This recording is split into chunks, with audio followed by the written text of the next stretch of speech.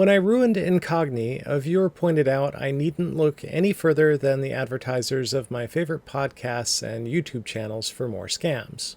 Not that I doubted her for a moment, but Amanda was right.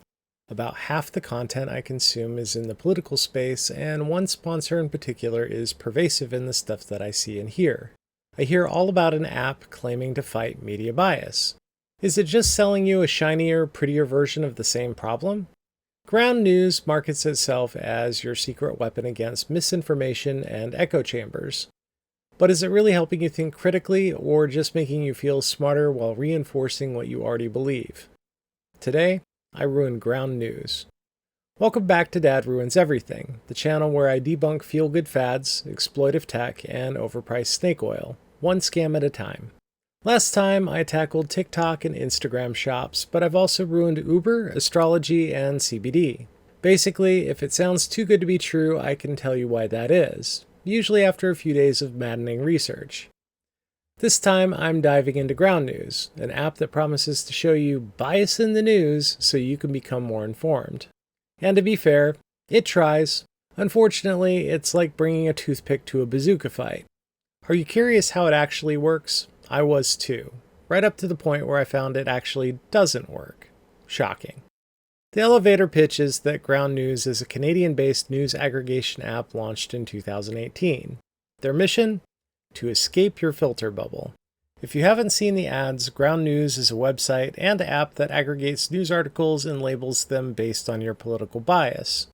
They use 3 key features to sell you this. Bias ratings, where each article is tagged as left, center, or right, a blind spot feed, which tells you what your side might be missing, and ownership transparency, where you can see who owns a media outlet.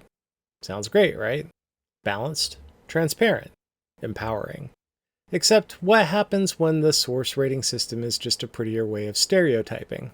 You see, bias ratings are the cornerstone of the whole app, so we'll start there. Ground News claims to pull bias scores from 3 third-party sources: Ad Fontes Media, All Sides, and their own internal system. But here's the thing. These sites don't always agree. One might call NPR center, while another calls it left.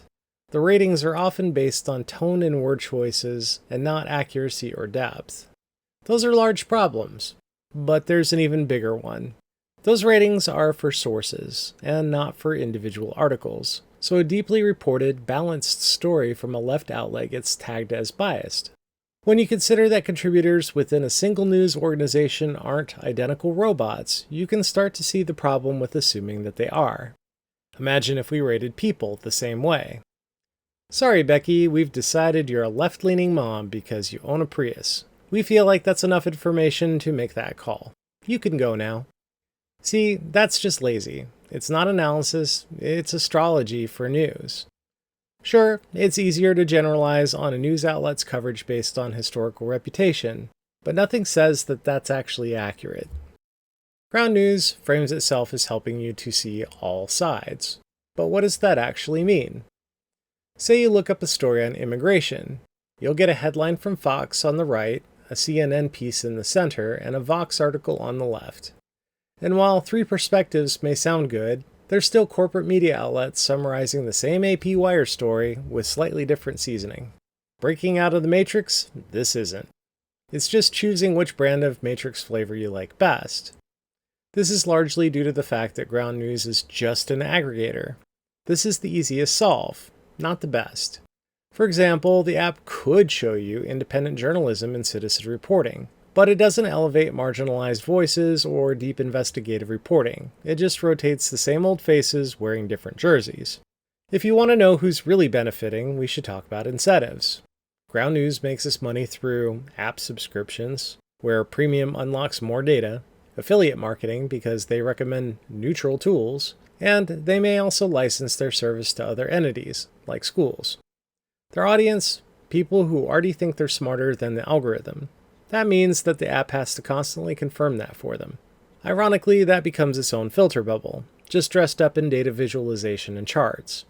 You remain trapped in your feedback loop because you are being actively presented with the viewpoints that you are convinced people are idiots for believing.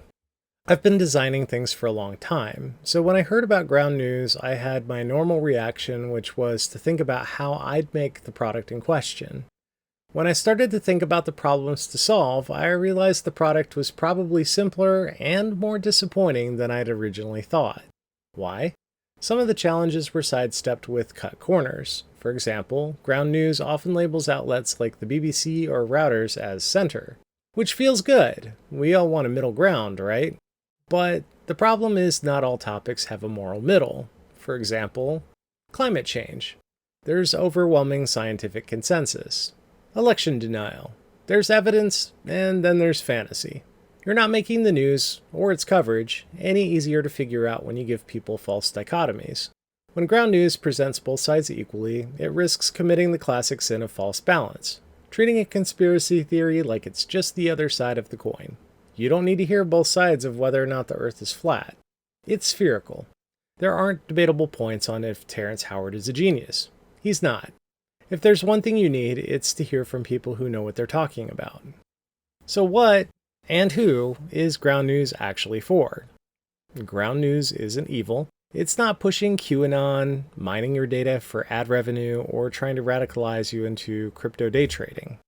In fact, if you're new to media literacy, it's a decent set of training wheels because the app does remind you that news outlets are businesses and that they spin stories to fit their audience.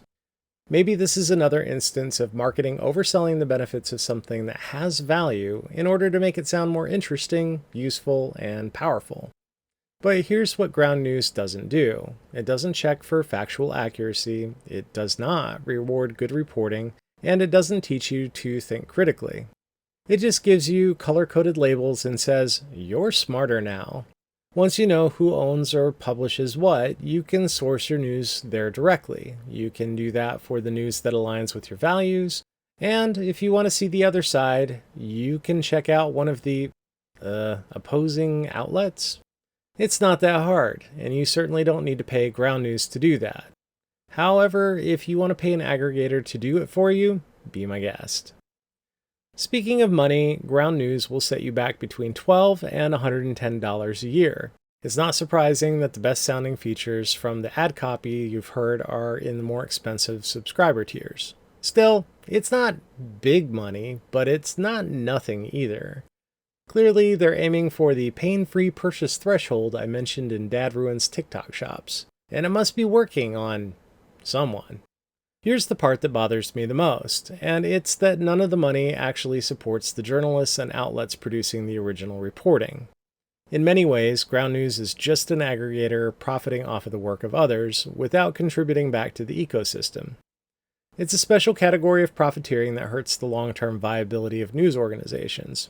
If you're willing to pay for ground news, that money might be better spent subscribing directly to the publications you trust, whether that's CNN, The Guardian, or whatever matches your worldview and standards. Supporting original journalism matters more than paying for an app to curate it. So, the bottom line is that ground news isn't a scam, but it's also not the tool that it markets itself to be. It sells peace of mind instead of empowering real media literacy. It labels your news diet with neat little tags while failing to teach you why those labels matter or how to think critically about framing, sourcing, and context. Perhaps ground news could have accomplished its mission by employing a small army of objective content and fact checkers. Or worse, they could try to offload that to AI. Ultimately, though, they just opted for the easiest, cheapest, and laziest means of categorizing content by the outlet, and showing you a heat map of who's carrying what stories. Want to escape the filter bubble? Try reading some long-form journalism. Follow a few international outlets. Pay attention to sourcing and transparency. Learn to spot BS without a traffic light color guide. You're not going to find true critical thinking in an app. And with that, I want to thank you for watching Dad Ruins Everything. If this video helped you finally let go of the curiosity you feel when you hear the ground news ad read, give a like. If it made you cancel your ground news subscription, maybe subscribe here instead. It's free. And let me know in the comments what your favorite smart app is that turned out to be dumb. Have an amazing day.